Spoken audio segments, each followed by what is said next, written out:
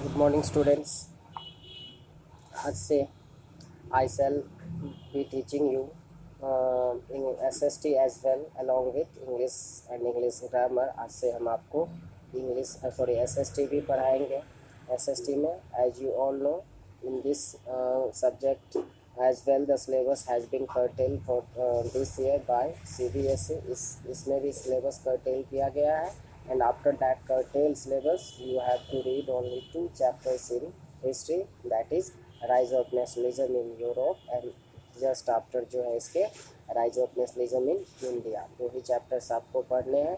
बाकी print culture and modern world है, making of global world है, ये सब पढ़ना तो है, लेकिन ये सब का असेसमेंट सिर्फ पीरियडिक टेस्ट के लिए ही होगा एंड इससे आपको असाइनमेंट्स मिलेंगे. ठीक है, आपको थ्योरेटिकल जो बोर्ड में पूछा जाएगा उसमें सिर्फ 2 चैप्टर्स हिस्ट्री से रहेंगे, rise of nationalism in Europe and nationalism in India. तो इसी सीक्वेंस में सबसे पहले rise of nationalism in Europe क्या है, यूरोप में नेशनलिज्म का राइज कैसे हुआ उसके बारे में. इसमें जो आपके की पॉइंट्स जो कि हम डिस्कस करेंगे वो ये कि कैसे एक पेंटिंग जो है वो source of liberty and equality बन गया, कैसे यूरोप के लोगों का जो है लाइफस्टाइल था, स्पेशली फ्रेंच लाइफ कैसी थी, ये तुम 9th में भी पढ़े हो, उसका पार्ट जो है वो 9th में पढ़े हो एंड उसका रिमेनिंग पार्ट यहाँ पे पढ़ोगे. उसके बाद कैसे फ्रांस ने मोनार्की को एबोलिश करके डेमोक्रेटिक रिपब्लिक के रूप में अपने आप को डिक्लेयर किया, उसके पीछे जो स्ट्रगल है वो पढ़ोगे. फ्रेंच रिवॉल्यूशन क्या है वो पढ़ोगे. फ्रेंच रिवॉल्यूशन का वर्ल्ड पे, फ्रांस के हिस्ट्री पे एज वेल एज यूरोप के हिस्ट्री पे क्या इम्पैक्ट पड़ा. फ्रेंच रिवॉल्यूशन के बाद लिबर्टी एंड इक्वलिटी को लेके जो आइडियल्स थे, लोगों के आइडियाज़ थे, वो कैसे चेंज हुए, इसके बारे में पढ़ोगे. तो लाइकवाइज आपको इसमें बहुत सारी चीज़ों के बारे में ग्रीक इंडिपेंडेंस के बारे में आप जानोगे. उसके बाद जो है यूनिफिकेशन, अलग अलग पार्ट्स का, जर्मनी में का यूनिफिकेशन कैसे हुआ, इटली को कैसे यूनिफाई किया गया, मतलब स्मॉल टेरिटरीज़ को कंबाइन करके एक सिंगल डेमोक्रेटिक रिपब्लिक के रूप में डिक्लेयर किया गया. इन सारे चीज़ों के बारे में पढ़ोगे. जर्मन यूनिफिकेशन का आर्किटेक्ट ओटो वैन बिस्मार्क था. उसके बाद इटली का जो है वो कैसे हुआ, इन सब के बारे में आप इसमें पढ़ोगे. तो let's get on with the basic thing. सबसे पहले तो आप ये जानिए कि नेशनलिज्म क्या है. तो नेशनलिज्म जो है हिंदी इसको बोलेंगे राष्ट्रवाद, यानी strong feeling of patriotism of an individual towards his और हर कंट्री, यानी एक व्यक्ति का अपने देश के प्रति स्ट्रॉन्ग जो पैट्रियटिज्म है उसको हम बोलते हैं नेशनलिज्म. ठीक है. एंड फ्रांस में जो नेशनलिज्म था वो फ्रेडरिक सॉरियो करके एक फ्रेंच आर्टिस्ट था, उसके पेंटिंग से सबसे पहली बार रिफ्लेक्ट हुआ था. फ्रेडरिक सॉरियो कौन था? तो एक फ्रेंच आर्टिस्ट था जो कि 1848 में सीरीज ऑफ 4 पेंट्स उसने बनाए, जो कि तुम आगे एरो में यहाँ पिक्चर में देख सकते हो, बीच में साइड में दिया हुआ है. विजुअलाइजिंग उन पेंटिंग्स में क्या था, तो उसमें उसने एक ऐसी दुनिया की कल्पना की थी, of a world made up of democratic and social republics. एक ऐसी दुनिया इमेजिन की थी जो कि बनी थी डेमोक्रेटिक यानी लोकतांत्रिक तरीके से, सोशल सामाजिक रिपब्लिक गणतंत्रिक राज. रिपब्लिक मतलब जनता के लिए, जनता के द्वारा. तो इस पेंटिंग में आप क्या देखोगे, तो dream of world wide democratic and social republics, the pact between nations, a print prepared by Frederic Sorrieu 1848 में. इसमें आप देखोगे अलग अलग देशों का झंडा है जो कि अलग अलग टेरिटरीज़ को मार्क करता है. जीसस क्राइस्ट है, नीचे जो है मोनार्की का क्राउन सैटर्ड करके पड़ा हुआ. देखो इसका फीचर्स देखो. The features of Frederic Sorrieu's painting का क्या क्या था feature. The people of Europe and America marching in a long line are paying homage to the Statue of Liberty. ये जो है स्टैचू ऑफ लिबर्टी को होमेज, उसको ट्रिब्यूट पे कर रहे हैं. अमेरिका एंड यूरोप के लोग हैं जो कि अलग अलग एक लाइन में लगे हुए हैं. And this shows that they wanted and appreciated the principles of liberty, equality and fraternity. ये पिक्चर बताता है कि people of Europe and America क्या चीज़ में बिलीव करते हैं, तो वो प्रिंसिपल ऑफ लिबर्टी में बिलीव करते हैं, and equality and fraternity. Equality मतलब समानता, फ्रेटर्निटी मतलब हारमोनी, भाईचारा जिसको बोलते हो हिंदी में, लिबर्टी आज़ादी। तो on the foreground of the image lie the shattered symbols of monarchical regime signifying the downfall of the monarchical and absolute regimes।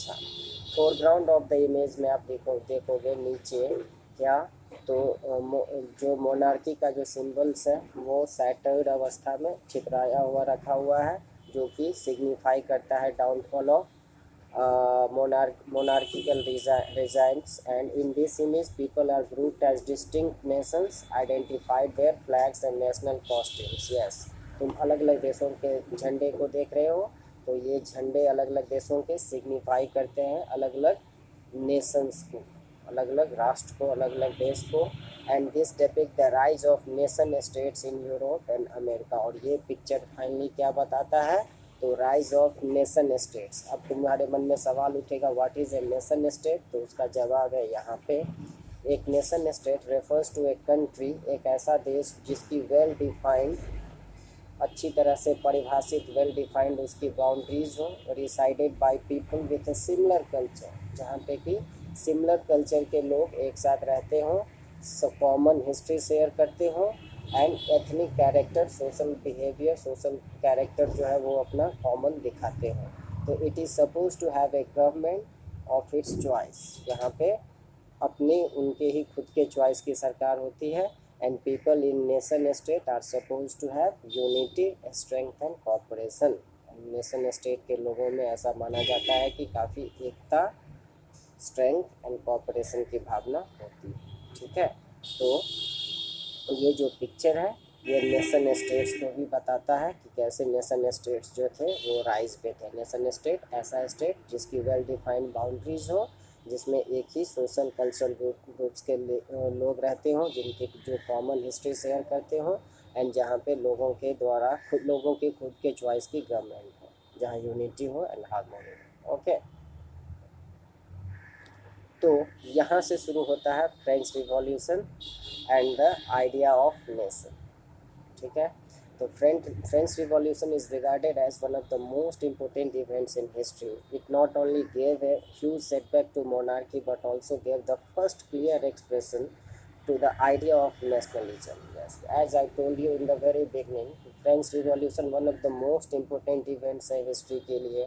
और ना सिर्फ ये मोनार्की के लिए, यानी राजाओं के शासन के लिए एक बहुत बड़ा सेटबैक था, धक्का था, बल्कि इसने पहली बार जो है क्लियर एक्सप्रेशन दिया। इस आंदोलन से पहली बार इस बात का क्लियरली एक्सप्रेशन हुआ कि नेशनलिज्म का क्या होता है। आइडिया ऑफ नेशनलिज्म पहली बार पब्लिकली लोगों ने प्रदर्शित किया।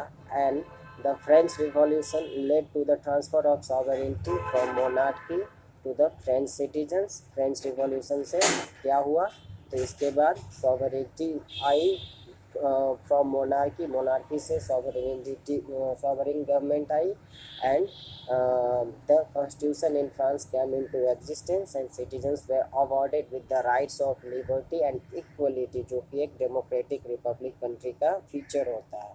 क्या हुआ, तो फ्रेंच रिवॉल्यूशन के बाद लोकतंत्र आया और गणतांत्रिक व्यवस्था आई, जिसने कि मोनार्की को रिप्लेस किया। France had its own constitution, जिसमें कि सिटीजन्स को right to equality and right to liberty मिली, यानी सबको समान अधिकार, सबको समान आज़ादी। ठीक है, एंड फ्रेंच रिवॉल्यूशनरीज ने ऐसे वेरियस मेजर्स एंड प्रैक्टिसेज, ये वाला क्वेश्चन पूछता है एग्जाम में कि discuss the various measures adopted by the French revolutionaries in the French revolution. तो फ्रेंच रिवॉल्यूशन के जो रिवॉल्यूशनरीज थे, क्रांतिकारी थे, उन्होंने क्या क्या तरीके अपनाए फ्रेंच पीपल के बीच में कलेक्टिव आइडेंटिटी डेवलप करने के लिए। लोगों के बीच में कलेक्टिव आइडेंटिटी डेवलप करना मतलब सबका एक कॉमन आइडेंटिटी हो। सब पहले अपना अपना एथनिक ग्रुप को भूले, पहले ये माने कि हम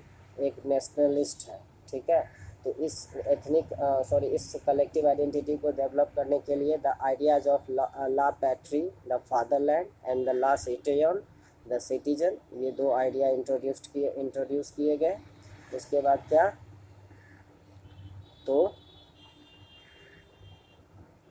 the States General was renamed the National Assembly. Its members were elected by active citizens. हाँ, state generals was renamed, state generals जो पहले एक संस्था थी उसको रीनेम करके नेशनल असेंबली किया गया। एंड इसके मेंबर्स का चुनाव कैसे हुआ, तो उसके एक्टिव सिटीजन्स के द्वारा। एक्टिव सिटीजन्स मतलब ऐसे सिटीजन्स, पीछे क्लास 9 में पढ़ा active and passive citizen. Active citizens मतलब ऐसे सिटीजन्स जो कि टैक्स देते थे गवर्नमेंट को। नया फ्रेंच फ्लैग रिप्लेस हुआ पुराने रॉयल स्टैंडर्ड वाले फ्लैग से। Nation now became supreme. Hymns were composed and oaths were taken on the name of the nation. It was regarded as fatherland. हाँ, अब राष्ट्र सर्वोपरि हो गया। नेशन पहले राजा सर्वोपरि था मोनार्की में, अब राष्ट्र सर्वोपरि हो गया। एंड हिम्स गाने लिखे गए, मंत्र लिखे गए, श्लोक लिखे गए, कविताएं लिखी गई, ओथ्स लिए गए, शपथ लिए गए। किस पे? On the name of nation. मैं राष्ट्र के नाम शपथ लेता हूँ, राष्ट्र के नाम कविताएं लिखी जाने लगी। एंड नेशन को फादरलैंड के रूप में रिगार्ड किया जाने लगा। एडमिनिस्ट्रेटिव सिस्टम को सेंट्रलाइज किया गया। And uniform laws were formulated for all citizens. ठीक है, शासन व्यवस्था को सेंट्रलाइज किया गया, केंद्रित किया गया। एंड सारे देश के लिए, सारे सिटीजन्स के लिए एक समान नियम लागू हुए। And uniform system of weights and measures was adopted. वजन करने की, नाप तौल करने की एक समान नीति पूरे टेरिटरी में लागू की गई। And internal custom duties and dues were abolished. और एक राज्य से दूसरे राज्य में जाने के लिए जो कस्टम ड्यूटीज अननेसेसरी लगते थे, 33 प्लेसेस पे लगते थे, उसको यूनिफाई कर, उसको ख़त्म कर दिया गया। And French language was made the common language of the people residing in France. France में रहने वाले लोगों के कॉमन लैंग्वेज के रूप में फ्रेंच लैंग्वेज को डिक्लेयर किया गया। एंड रिवॉल्यूशनरीज ने ये डिक्लेयर किया कि उनका नेक्स्ट मोटिव है अदर पीपल ऑफ यूरोप, उनको नेशंस बनने में मदद करना। एंड फ्रेंच रिवॉल्यूशन का आगे के पैराग्राफ में इम्पैक्ट दिया गया है कि कैसे इसने मिडिल क्लास लोगों को, खासकर प्रोफेशनल्स एंड स्टूडेंट्स को बहुत सारे कंट्रीज़ में, स्विट्ज़रलैंड, हॉलैंड में, इटली, बेल्जियम में प्रभावित किया। दे ऑल्सो वांटेड, इन देशों के लोगों ने भी अपने देशों में जो मोनार्कीज़ लागू थी उनको उन्हीं फ्रेंच लोगों की तरह ही उखाड़ फेंकने की इच्छा दिखाई। नेपोलियन को बोला जाता है चाइल्ड ऑफ फ्रेंच रिवॉल्यूशन, ऐसा इसीलिए क्योंकि नेपोलियन को के बाद जो है, जो फ्रांस का जो एडमिनिस्ट्रेटिव सिस्टम डेवलप हुआ, वो उसने उसके बहुत सारे आइडिया, हालांकि बहुत सारे उसके आइडियाज़ को एबोलिश किया गया, लेकिन बहुत सारे उसके ही बताए हुए प्रिंसिपल पे आगे की शासन व्यवस्था चली। तो rise of Napoleon mark the rise of monarchy in France. However, Napoleon implemented some revolutionary ideas in France. उसने फ्रांस में कुछ revolutionary ideas and principles develop किए। हालांकि उसके राइज को मोनार्की के राइज से एट्रीब्यूट किया जाता है। He did this by taking the following steps. क्या क्या? ये सब याद रखोगे। सबसे पहला यूनियन सिविल कोड पूछता है। Introduce the civil code of 1804, जिसमें कि नेपोलियनिक कोड के नाम से जो जाना जाता है। ठीक है। And this code instituted the principle of equality of all people before the law. Right to property was established, and all privileges enjoyed by the people of high birth and class were abolished. Yes, ये बड़ा ही अच्छा चीज़ इसने किया।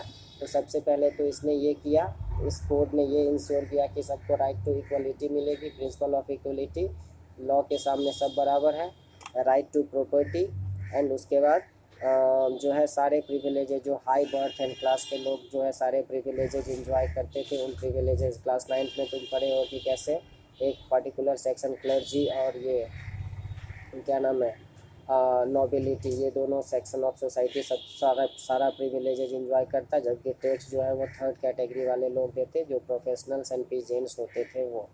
तो इस Napoleonic code ने ये ensure किया कि लोगों को प्रिंसिपल ऑफ इक्वलिटी सबके सामने हो, एंड राइट टू प्रॉपर्टी सबको मिले, एंड सारे प्रिविलेजेस जो हाई बर्थ के लोगों को मिलते थे उन सारे प्रिविलेजेस को ख़त्म कर दिया गया। The code was promulgated to other parts of Europe which were controlled by France. ये कोड जो है दूसरे पार्ट में भी लागू किया गया जो कि फ्रांस के द्वारा कंट्रोल थे। इन मेनी यूरोपियन कंट्री जैसे कि स्विट्ज़रलैंड, जर्मनी, डच रिपब्लिक, इसमें नेपोलियन, जो कि नेपोलियन के यानी फ्रांस के कंट्रोल में था, उसने इस एडमिनिस्ट्रेटिव मशीनरी को सिंप्लीफाई किया। फ्यूडल सिस्टम यानी राजाओं महाराजाओं के समय वाले सिस्टम को ख़त्म किया and liberated the peasants for serfdom. Serfdom मतलब दासत्व, मतलब गुलामी से जो है दास प्रथा से पीजेंट्स को मुक्त कराया एंड फ्यूडल सिस्टम को ख़त्म किया। टाउन्स में रेस्ट्रिक्शंस इम्पोज किए गए, जो थे उसको हटा दिए गए। ट्रांसपोर्ट एंड कम्युनिकेशन सिस्टम को इम्प्रूव किया गया। Businessman and small industrial traders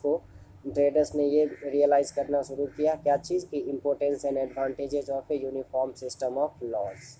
uniform system of laws के क्या एडवांटेजेस होते हैं, इस चीज़ को उन्होंने रियलाइज़ करना शुरू किया। यानी एक समान नियम कानून कर व्यवस्था ये सब हो तो क्या फ़ायदा है।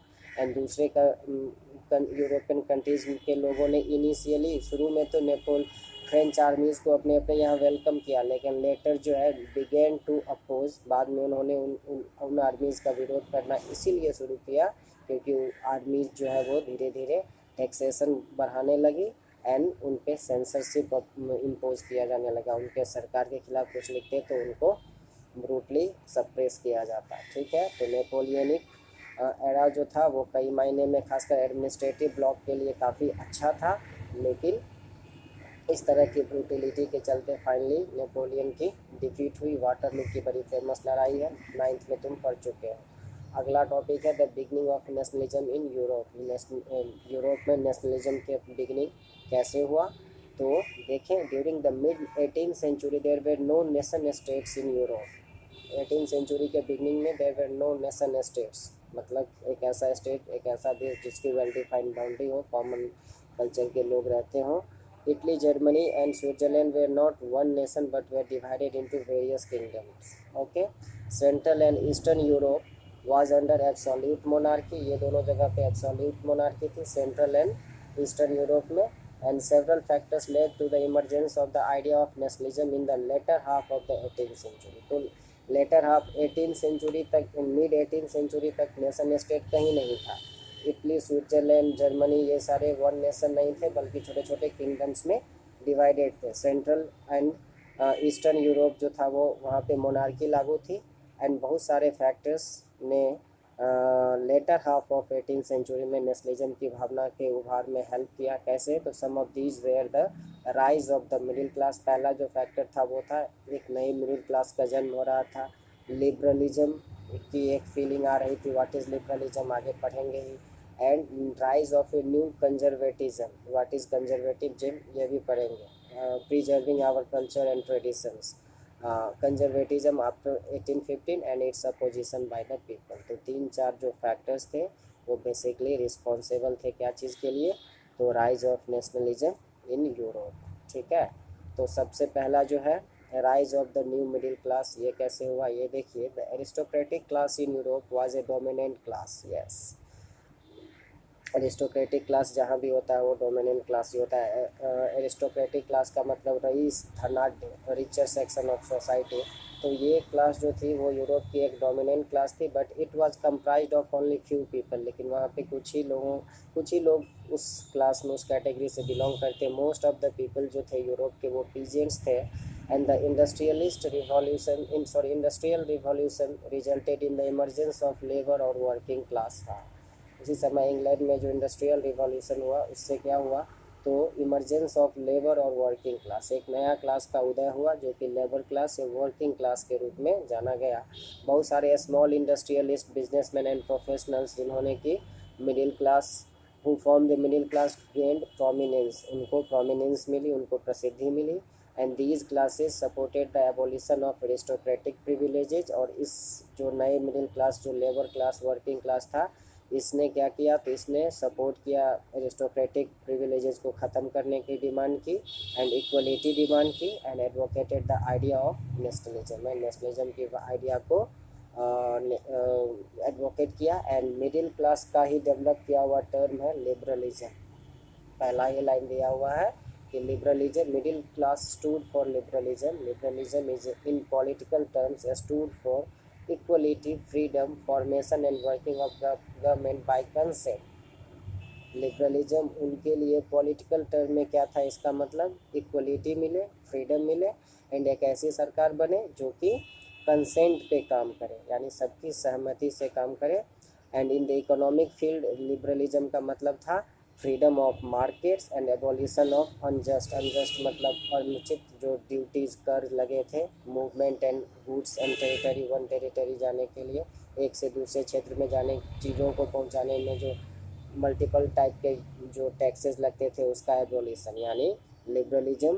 पॉलिटिकल फ्रंट पे लिबरलिज्म का मतलब equality, freedom and formation of such government which works on consent and economic field में लिबरलिज्म का मतलब मार्केट को आज़ादी मिले, एंड जो अनुचित कर है जो गुड्स के मूवमेंट पे लगते हैं उसको एबॉलिश किया जाए।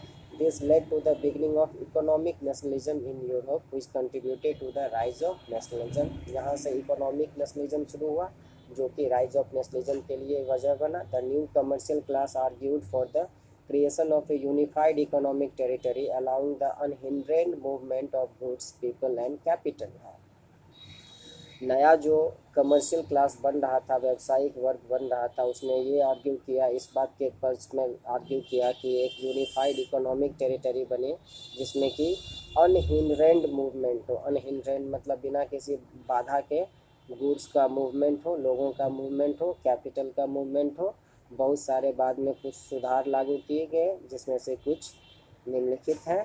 In 1834, a custom union Joleverin was formed at the initiative of Persia। एक संस्था बनाई गई, कस्टम यूनियन, करों से संबंधित एक संस्था बनाई गई जोलेवेरिन, इस पर्सिया के इनिशिएटिव पे। सेवरल जर्मन स्टेट्स ने इस यूनियन को ज्वाइन किया। इस यूनियन ने क्या किया तो टैरिफ बैरियर्स को हटा दिया एंड नंबर ऑफ करेंसीज 30 जो थे उसको 2 कर दिया गया। 30 से ज़्यादा करेंसी प्रचलित थी उसको ख़त्म किया। एंड टैरिफ बैरियर तुम्हारे मन में आया होगा, तो टैरिफ बैरियर का मतलब टेरिटरीज एंड जो मतलब ये होता है एंटर करता है उसके ऊपर गुड्स के मूवमेंट पे जो बैरियर्स थे उसको ख़त्म किया। ठीक है,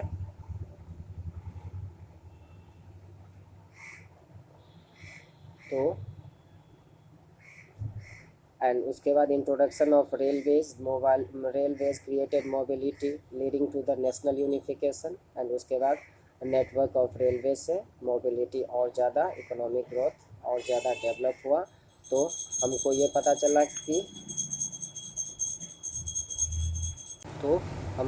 चला कि कैसे लिबरलिज्म का अलग अलग स्फेयर ऑफ लाइफ में फ्रेंच लोगों के लिए, यूरोपियंस के लिए अलग अलग मीनिंग था। अगला जो टॉपिक है वो राइज ऑफ न्यू कंजर्वेटिज्म का राइज कैसे हुआ और क्यों लोगों ने इसको अपोज किया। We will read it in our next class.